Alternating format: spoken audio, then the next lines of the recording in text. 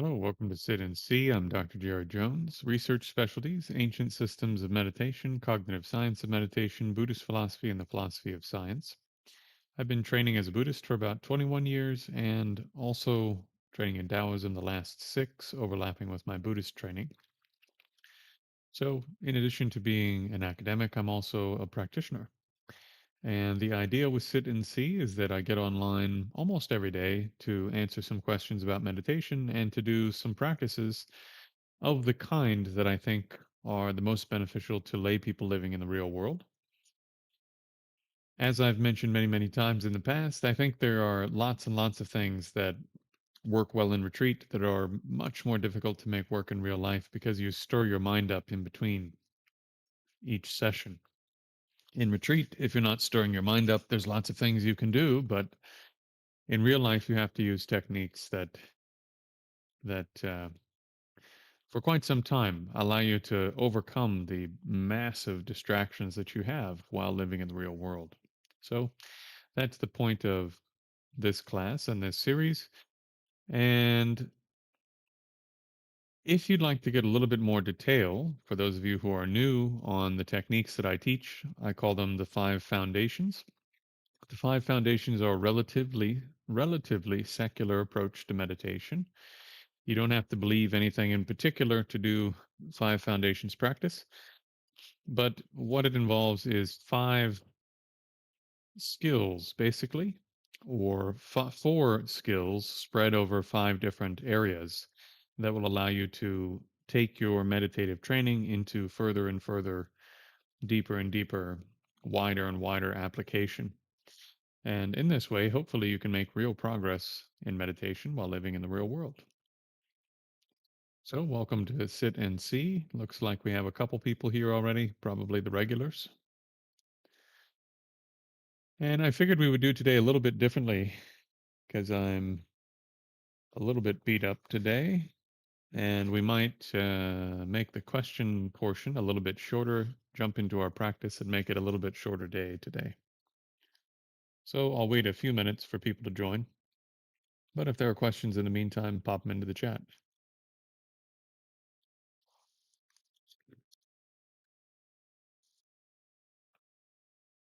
A tiny Buddha, huh? Nano Buddha.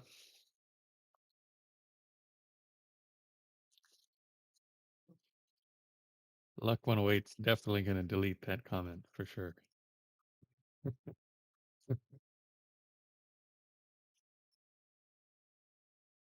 Hey, Dave, welcome.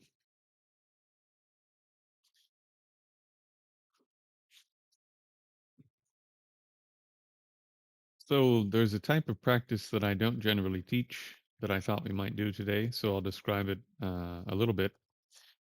Sometimes when I'm doing retreat with people, just to settle the nervous system down a little bit more, I'll add this technique on to the standing practices and the other practices just to finish them up as a way to make sure that the nervous system ends up in a very calm position at the end of a session. So some of you may have done a technique like this before, relatively simple. So the bottom of your abdomen, including the pelvic cavity and the cavity where your kidneys and small intestine, large intestine are. So basically, hmm, sort of from the diaphragm down, right? That whole cavity can inflate and deflate. And as a matter of fact, there are little muscles and things that you can actually learn how to control and grab onto and flex open and closed. This is involved in training in internal martial arts. It's actually quite an important skill to be able to control those inter-abdominal muscles and so on and so forth. That's a little bit too complex for what we're going to be doing today, but still worth noting. Still worth noting that there are huge amounts of practice that are done relative to the lower abdominal field, which is part of the reason that in my body scanning practices, I spend so much time getting you aware of the front of the pelvis, the back of the pelvis, the bottom of the pelvis, the waist area, the diaphragm area, so that you can therefore become aware of each of these sort of sacks in which different parts of your anatomy rest and are held, right? So for those of you who were wondering why I do the body scanning practices that I teach in that way, that's one of the reasons. One of the reasons we spend so much time working on becoming aware of the different components making up sort of a relatively natural division of the various chunks of your abdomen and so forth is for this very purpose. So when you're doing lower abdominal breathing, if you put your hands here on your lower ribs and you breathe in, you'll see that they expand out, right? And even if you breathe into your chest, you can feel they expand out a little bit because your diaphragm is there and those muscles are pulling down like this, which puts pressure on the lower abdomen.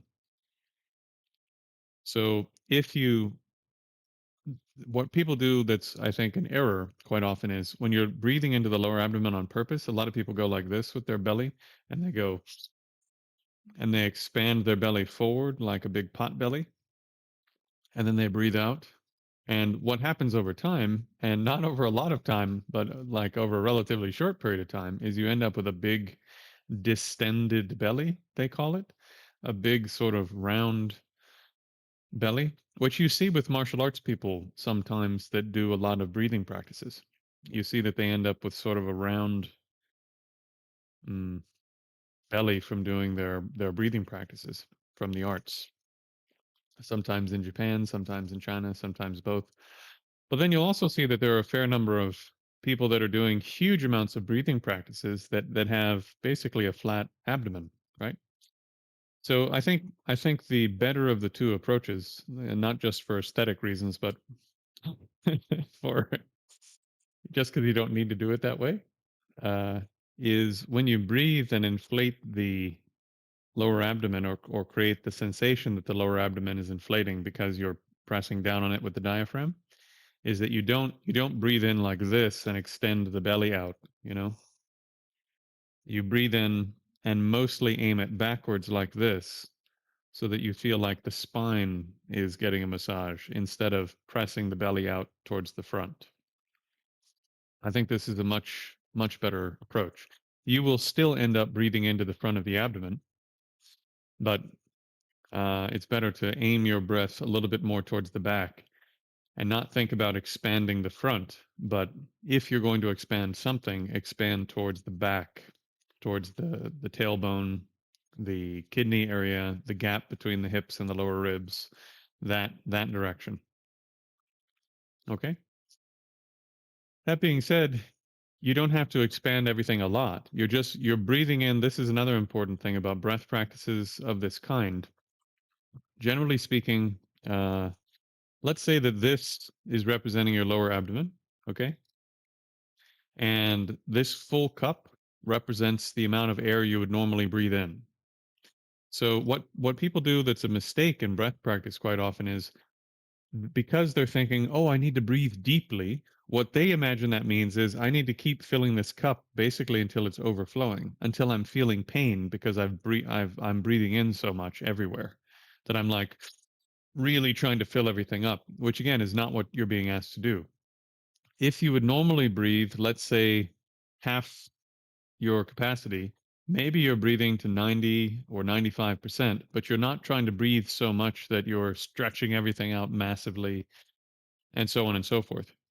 Roughly speaking, if you were taking a relatively full breath, you're taking a normal breath.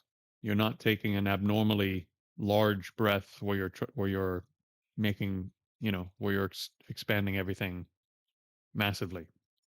So when you breathe into the lower abdomen, it should be this sort of gentle opening, mostly aimed towards the back, with the normal amount of breath you would breathe, you're just breathing it lower into the body. So instead of breathing up here, which is where most of us breathe, right? You breathe it lower. And if you'd like a little bit more feedback on how you're doing in terms of not expanding the lower belly too much, you can take your hands like this and just place them on the lower belly so that most of the stretch is going towards the back and not the front. And you'll notice if it's going towards the front.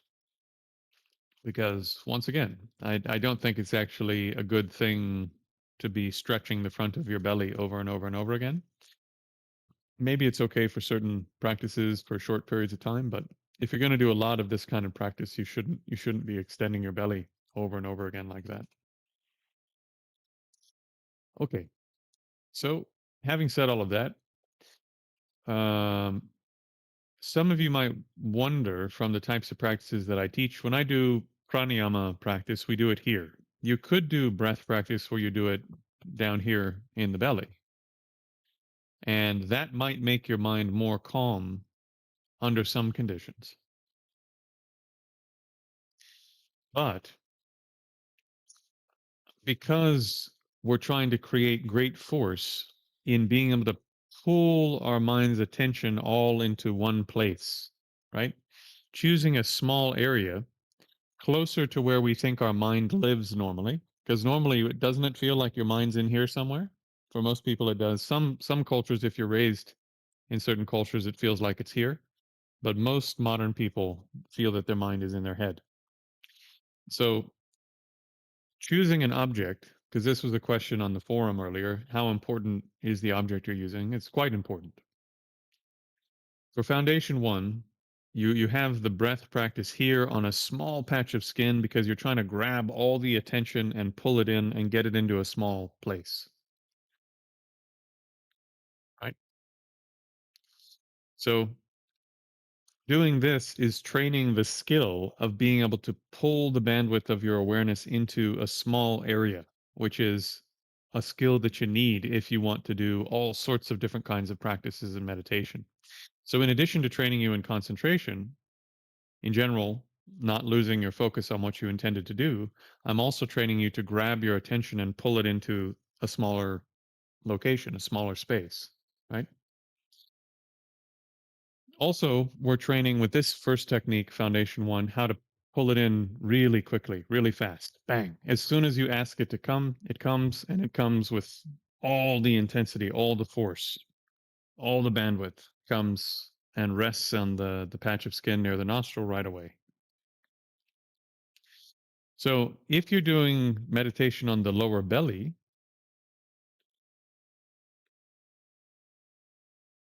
yeah, it doesn't surprise me that there are some yoga systems that do it that way because again, if you look at a lot of the yogis, right? The Hindu yogis, it's very rare actually from what I've seen to see Hindu yogis that have a big distended belly. I don't know exactly where it got introduced, this sort of extending the belly breathing, but I rarely see it with Tibetan yogis. I rarely see it with Hindu yogis. Uh, but I do see it fairly often coming through the Taoist and Buddhist trainings from China to Japan and that sort of line. So I don't know how it got in there in that line, but it came in, I think, somewhere in that line of teaching. So Dr. Doom, there's a lot more in Foundation One on the meditation course materials, and I go over it all the time in this class. So if you come another time or go check out that video, it'll be there. So for today though, so when you're doing lower abdominal breathing, one of the benefits is because your attention is lower down in the body, it tends to make the mind even more calm. But it depends on your ability, once again, to take the bandwidth of your awareness and actually legitimately place it inside the lower abdomen, which is more difficult than it sounds. It seems relatively easy to just breathe into your lower abdomen, and it is. But to actually take the center of your awareness and move it down and have your sense that my mind is not existing here, my mind is existing in the abdomen is very, very difficult, which is also why I train you in body scanning, right? If you train in intensive breath, right? You train in intensive breath, you'll learn how to pool your awareness in a small place. Having learned that skill, I then train you in body scanning so that when you place your mind in the hand, some of you, if you're doing it fairly well. If you're doing 30 minutes, 45 minutes a day, you'll start to notice that the center of your awareness moves to the place where the scan is, that it's not here, that the mind is now here. The center feels like it's here, wherever you're looking, right? Which means that when you come to try to do something like breathing into the lower abdomen, the center of the awareness will be much easier to move into the lower abdomen. So this is why I train you guys in this way. If you were wondering, I'm trying to build up these skills one at a time without explaining them all because you don't have to, and it just confuses people quite often. Uh, and then you just have them, and then when you try to do other things, they're just there. you know, the skills are just there and available for you to use. Okay, so lower abdomen breathing, if you can actually get the full bandwidth or as much as you can into the lower abdomen, it's a much larger space, right? So there's more room for your attention to move around and do stuff, which means it's not as good for your initial training and concentration. It's too big. There's too many things to get distracted on inside the lower abdomen. The mind can move from the front to the back to the left to the right to the top to the bottom. Oh, what about this left rib and that weird feeling there and right? There's a lot of things for your mind to run around with. So it's not as good for training and concentration right from the beginning, in my humble view, unless you're doing a lot of it. But again, that's retreat.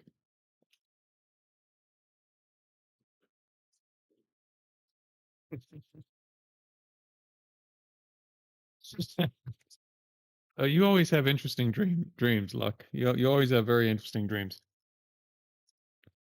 Okay, so once your mind is already a little stable from the types of practices we normally do, intensive breath, body scanning, a little bit of Mahamudra, so on and so forth.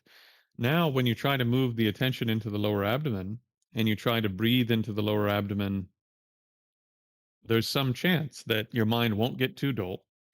There's some chance that your mind won't get uh, too distracted by running around with all of the interesting things that you have going on in the lower abdomen, right? There's some chance you can actually just abide on the full sensations of that whole area and do the practice without the mind running around and doing a bunch of stuff. So, for some of you who've been around doing my stuff for a little while now, hello, Chevre. That goat cheese boo. Fresh goat cheese boo. All right. So, if you place the mind in the lower abdomen as best you can, you don't want it to be running around in the abdomen. You want it to be basically, as best you can, resting in the middle of that sensory area. And then you want to be breathing around the place where the mind is staying still.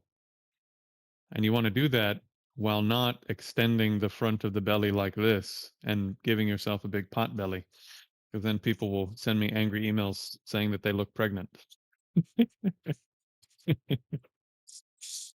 Okay, so that's the kind of practice we're going to do today, and I think we'll just do a fair amount of it. We'll instead of normally what we do is I go through practices fairly quickly to give you a taste and give you the instructions, and then normally if I'm training people, I recommend 2 or 3 months of the first technique and so on and so forth. And in this class, we just kind of do a little taste of everything. But today we'll actually do this practice relatively full on. So, having said that,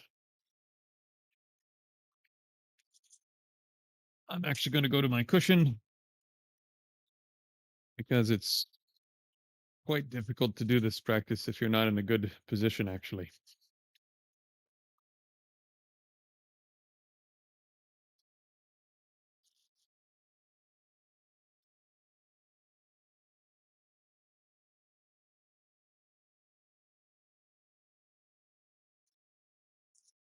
Yeah, so Doom, when we're doing intensive breath, you focus on a small patch of skin in the nostril or near the nostril, and you're trying to get the awareness from the whole body to pull inside that patch of skin so that the rest of the body isn't there or is barely there in your perception, right? Okay, so let's do a bit of this practice.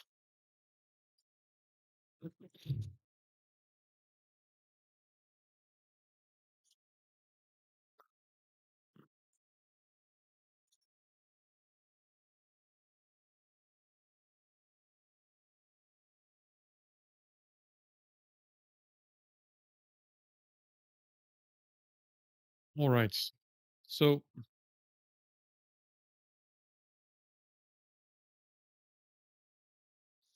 do just a couple of minutes of intensive breath. For those of you who know the instructions for that already, you can do it full on. For those of you who don't know the instructions, just try to get your attention as intensely, as forcefully as you can on a small patch of skin inside one of the nostrils or near one of the nostrils. And we'll do that for just a couple of minutes. Three, two, one, begin.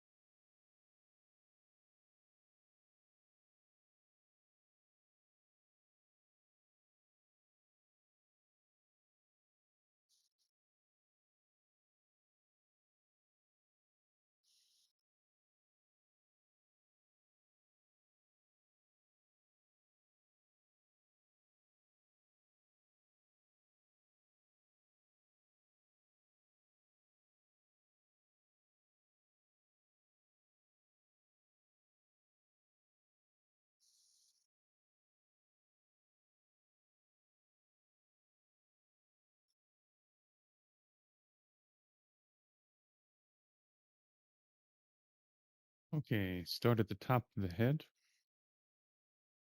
Place your awareness at the top of the skull.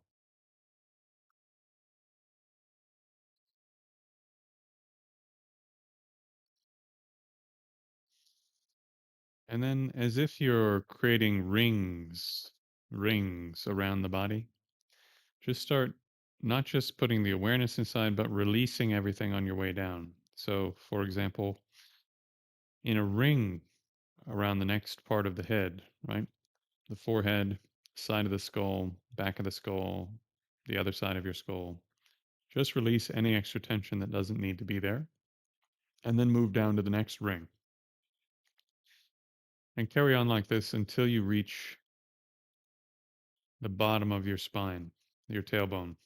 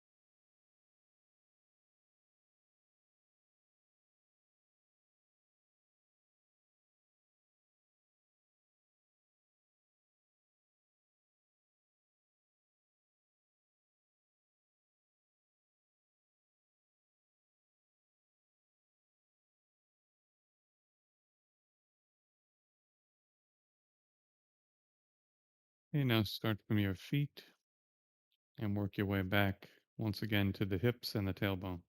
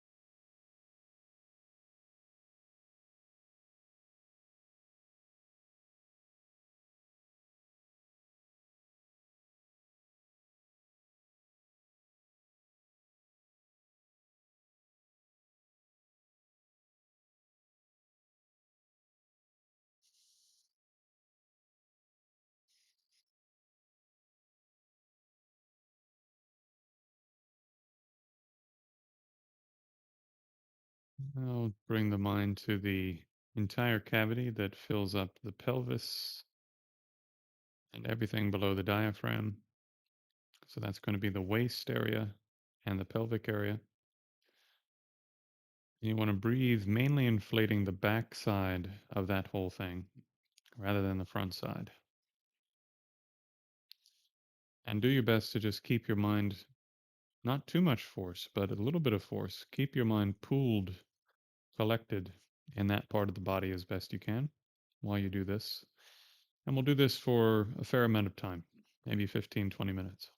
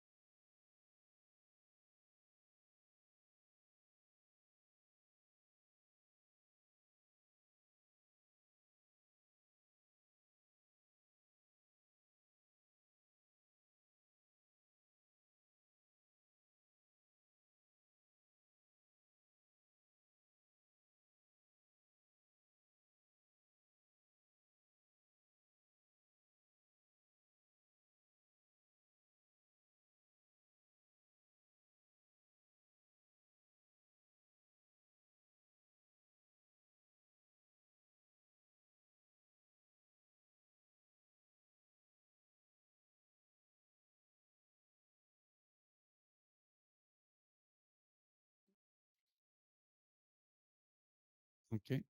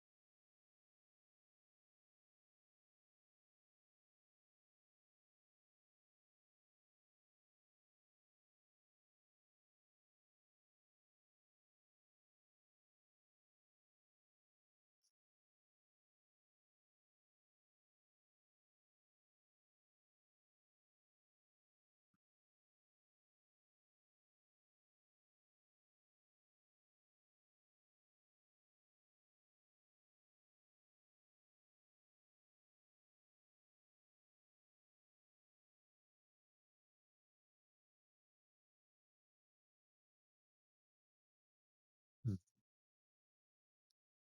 Questions? Welcome, Jay.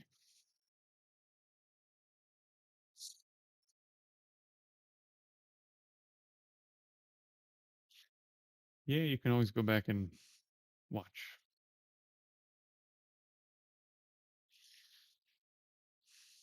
Good to see you.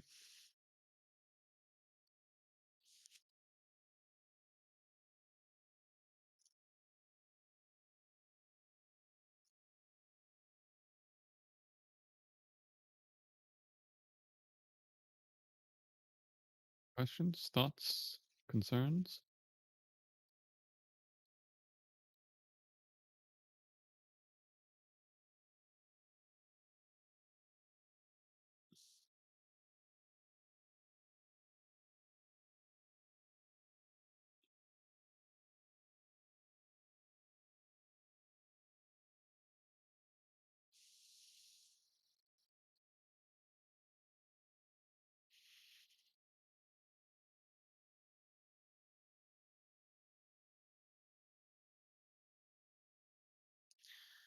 Okay. Well, if there are no questions, we shall wrap it up. For those of you who have done retreat with me in the past or who do retreat with me in the future, that's one of the techniques that I don't teach very much about, but uh, it's in a family of practices that's very, very important. Go ahead. So the way that I teach that particular practice is basically, especially in the early part of a retreat, if we're doing a lot of practices that are meant to make the mind lucid, it can be easy for the mind to get overstimulated. Some of you have already mentioned this from time to time. You say that sometimes if you're doing a lot of practices that make the mind stable but also make it very lucid, sometimes your nervous system feels a little bit sort of somehow too reactive. So this can be a technique, and this is often a technique that I'll incorporate towards the end of a day. or during sessions when we've done a lot of practice that makes the mind very, very bright, to bring the mind back down and make it more stable again.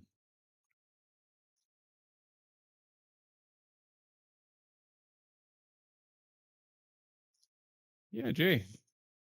Jay asks what type of meditation to do at work, and he works at a hospital. Yeah, I think 5 points is a good one. I think 6 directions for visual consciousness and auditory consciousness, tactile consciousness. Obviously, at work, you need to have some visual and auditory open. If you have the bandwidth for it, you could divide it one third, one third, one third from vision, hearing,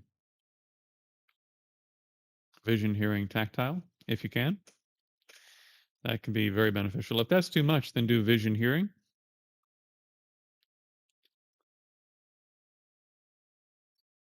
Yeah, Jay. So, and this is why I say that Jay's comments is very interesting for those who are still here or who find this later. So Jay has been doing my practices now for about, I think it's been about 2 months, and um, he does a fair amount of practice. And one of the things that I say is you can probably learn my techniques and my recommendations for the general structure of practice as a layperson, and you can have some ability to do that stuff within, you know, somewhere between 4 months and a year, maybe 4 months and 8 months, depending upon you and how much time and energy you're putting in. However, to then refine what you're doing and understand, how do I apply it here? How do I apply it there? What is a good blend of activities? And then how do I incorporate my lineage stuff into my like how do I use these things to do my lineage practices better? And just learning how to actually work with yourself as a practitioner is what ends up taking 3, 4, 5 years. At the end of this sort of, for lack of a better term, training process with me, where basically I wouldn't have too much left to teach you, you know.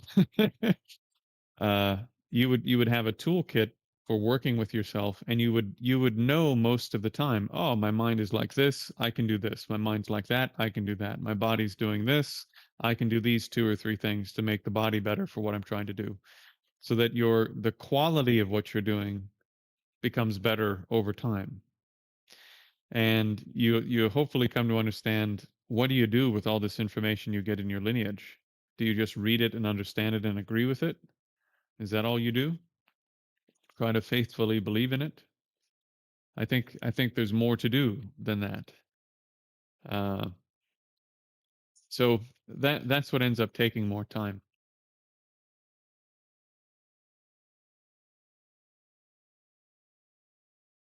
Jay is asking about adding more practice. Yeah, okay. So Mahamudra practice, again, it's a bit difficult to get. It's it's a bit difficult to understand Mahamudra style practice if you're used to doing practice where you zoom in on a focal object, because you're zooming out to abide on the nature of your ordinary consciousnesses as the object of concentration, which is very different than zooming in and just trying to hold your mind on one thing within one of your sensory fields.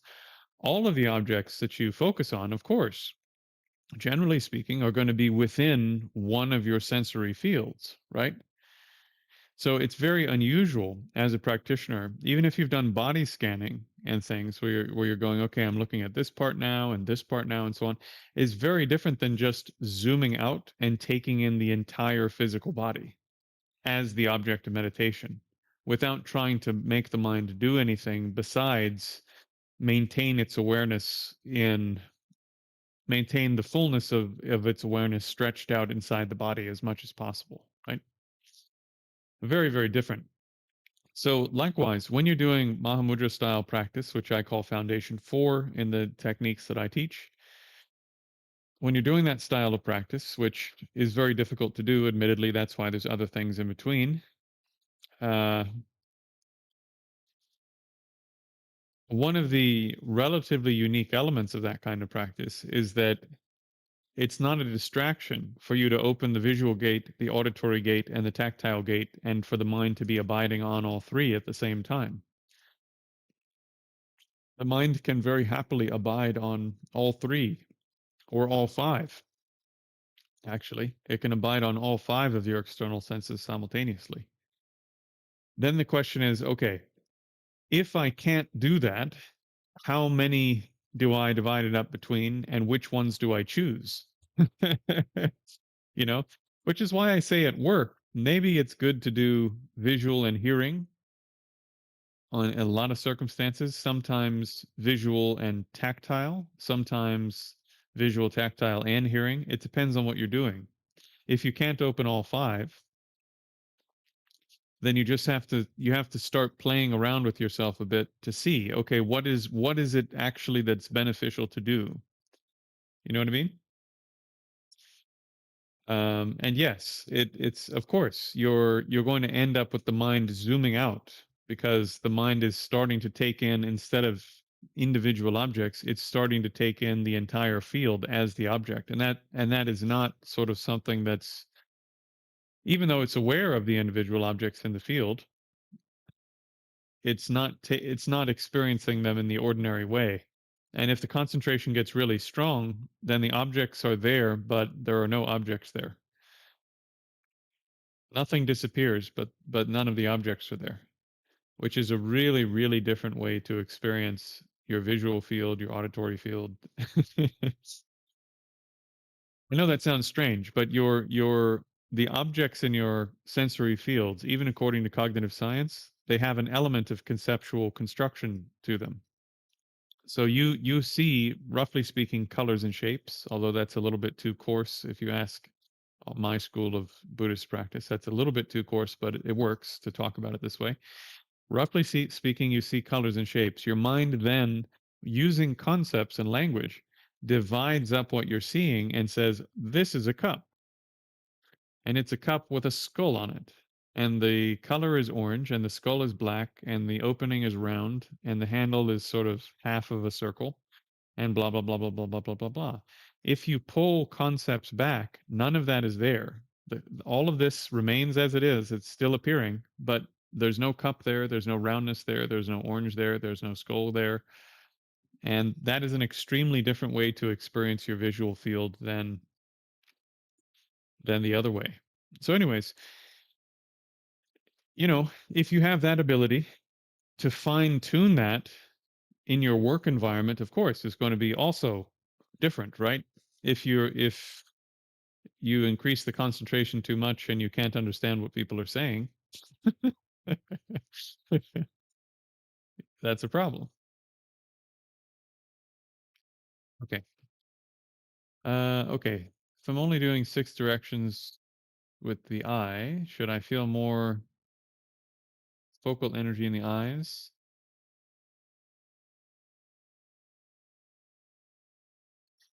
Yeah, roughly speaking, okay. Your eyes are not your visual consciousness. Your eyes are an organ used by your visual consciousness. So the location of the visual consciousness isn't in the eye or something.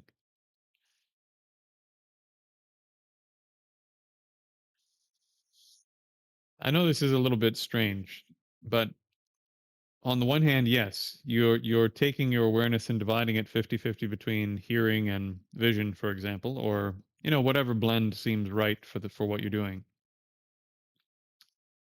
Uh, no. I know what you mean, but it is easy to think, oh, I need to put my tactile awareness in my eyeballs while I'm doing the visual sphere. That it has something to do with my awareness being on the physical eyeball or on the physical ear.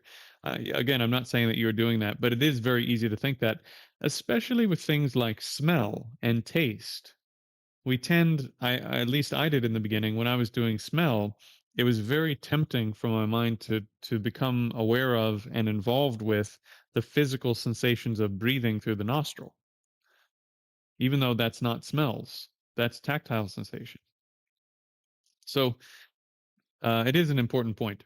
But yes, roughly speaking, you need to work with yourself and decide how much of each awareness you want to have the bulk of your awareness in.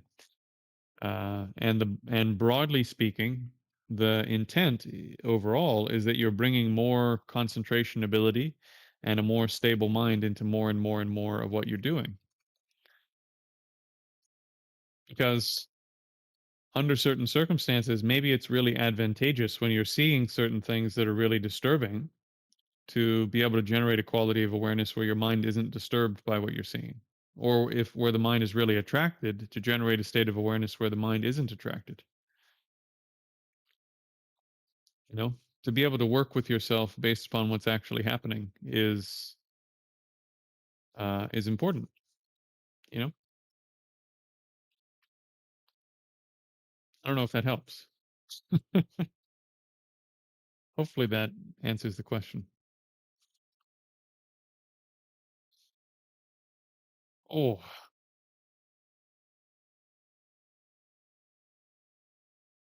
from my experience, if you open all six, it's really difficult to tell where your attention is at all because the activity of just having all six open is so demanding that the idea that you're also going to be micromanaging how much is in each sense is seems pretty far removed from what you could do at that very moment.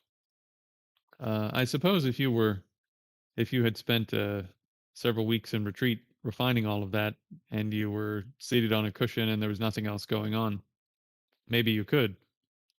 But uh, I would think from day to day that probably that'll be too much. You know, already just walking, for example, with in a room where nothing new is going to happen, and you're walking back and forth, just opening the five external senses while you're doing that is really tough. It's not a an easy thing to do. Okay. Right. All right, my friends. Well, I think I'll wrap it up here if everyone's okay with that, and we will pick it up tomorrow. All right. Thank you for coming. Hope to see you again soon.